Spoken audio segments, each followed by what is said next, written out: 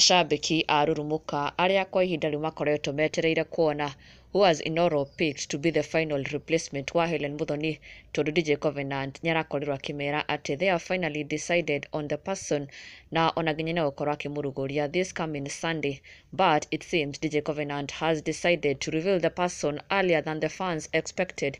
Muthenya wa ira DJ Covenant nyarakorirwo akiumbura na kuonania finally uri gukorwo akioya ithenya ria Helen Muthoni, na to some of the fans disappointment muno aria marakoretwo magieterera Keziah wa Kariuki gukorwo akiheo kanya gaka kana gukorwo arike gukorwo akiyukia ithenya riri. Aingi ao ni matigo mena ihoru tondu unfortunately it is not Keziah wa Kariuki thutha wa votes nyingi muno na demand nene muno for Keziah wa Kariuki.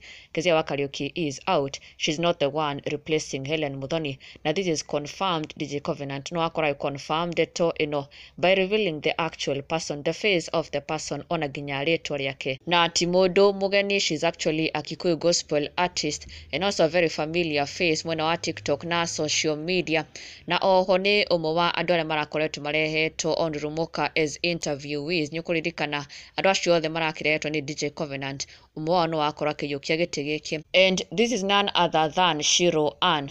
Na DJ Covenant akorwo confirmed to ino with a celebratory post on his social media pages, akiera mafans ake ati it's a very big announcement, na ikiuga Rurumuka show Inooro TV, this is the new host Shiro Ann uno marire hagatafarire ya Rurumuka nake.